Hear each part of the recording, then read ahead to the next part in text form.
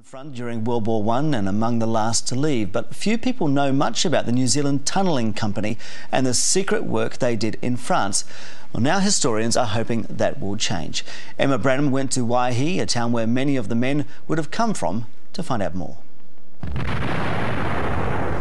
As the war raged above ground, a battle too underground. Men deep beneath no man's land, laying mines. The first Kiwis on the Western Front were tunnellers, those from the country's gold and coal mining towns. 100 years ago, the miners were working in tunnels like this one here in the heart of Waihi. It's very similar to the kind of tunnels they'd have been building under enemy lines in France, except there the conditions were much harder and it was a race against time to see who'd blow the explosives first. Some of the tunnellers were older than 40, the upper age for enlistment, but they were highly skilled, strong in body and mind.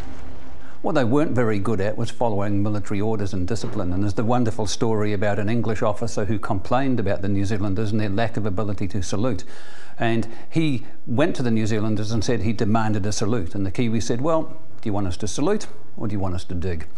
The first tunnelling company member to be killed in action was Sergeant Sam Vernon from Central Otago.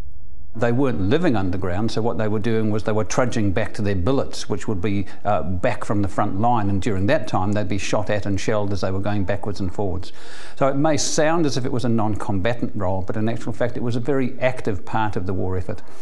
This year Vernon's great-great-nephew Stuart Park visited the French tunnels and his grave. I find it hard to understand the sacrifice that they made. I'm reasonably confident I have to say that I couldn't do that same thing, but we are a different generation from them. I don't quite understand how they did it, but they did it, and yes, I'm very proud that they went. A major part of the tunnellers' war effort was the construction of an underground complex at Aras. Galleries, subways, kitchens and hospitals, capable of housing at least 10,000 men at any one time. They used New Zealand place names such as Blenheim and Nelson to help them navigate. Their graffiti on the walls still visible. Some of it's poetic.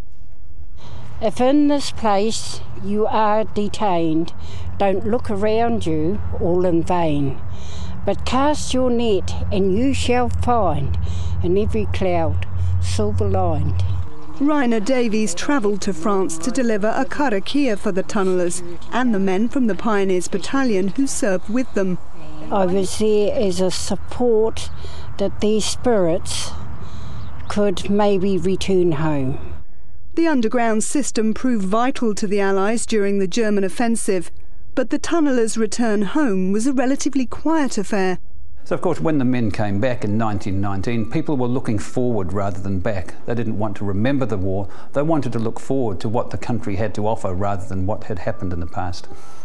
Plans are now underway for a special tunnelling company memorial in Waihi for the unsung heroes of World War I. Emma Branham, 3 News.